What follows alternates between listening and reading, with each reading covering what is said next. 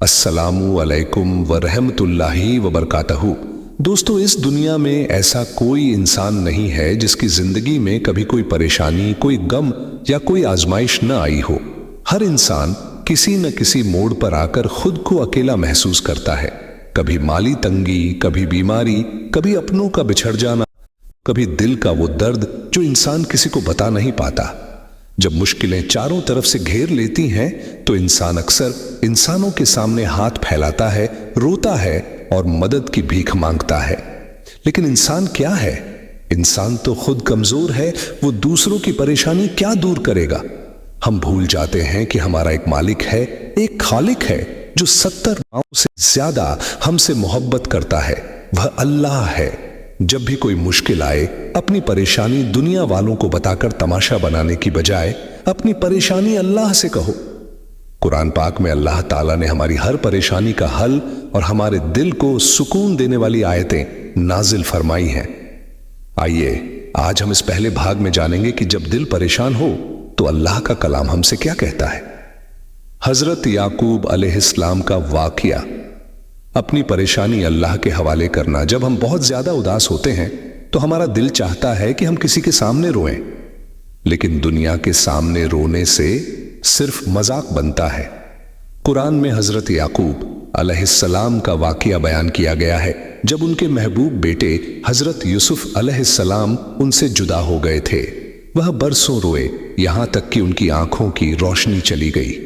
जब लोगों ने उनसे कहा कि आप कब तक रोते रहेंगे, तो उन्होंने जो जवाब दिया वह हर परेशान हाल इंसान के लिए एक बेहतरीन सबक है। सूरह यूसुफ आयत 86। काला इन्नमा अश्कू बस्सी व हुज़्नी इलल्लाह व आलमु मिनल्लाहि मा ला तालमून। उन्होंने कहा, मैं तो अपनी परेशानी और अपने गम की फरियाद सिर्फ अल्लाह ही से करता हूं और अल्लाह की तरफ से वह बातें जानता हूं जो तुम नहीं जानते। तशरीह इस आयत से हमें यह सीख मिलती है कि चाहे गम कितना ही बड़ा क्यों न हो, अपनी तकलीफ का शिकवा सिर्फ और सिर्फ अल्लाह से करो। जब आप सजदे में जाकर अल्लाह के सामने रोते हैं तो वह आपके आंसुओं को झाया नहीं होने देता। इंसानों को अपनी कहानी सुनाने से सिर्फ हमदर्दी मिलती है, लेकिन अल्लाह को अपनी परेशानी बताने से उस परेशानी का हल मिलता है। अल्लाह किसी पर उसकी हैसियत से ज्यादा बोझ नहीं डालता। कभी कभी हमें ऐसा लगता है कि जो मुसीबत हम पर आई है वह बहुत भारी है और हम इसे बर्दाश्त नहीं कर पाएंगे। इंसान टूटने लगता है और डिप्रेशन का शिकार हो जाता है। ऐसे वक्त में कुरान की यह आयत हमारे दिल को थाम लेती है। सूरह अल बकरा आयत 286। ला युकल्लिफुल्लाहु नफ्सन इल्ला वुसअहा।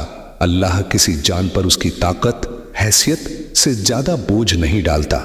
तशरीह, अगर आज आप किसी बड़ी मुश्किल में हैं तो यकीन मानिए कि अल्लाह को मालूम है कि आपके अंदर इस मुश्किल से लड़ने की ताकत मौजूद है।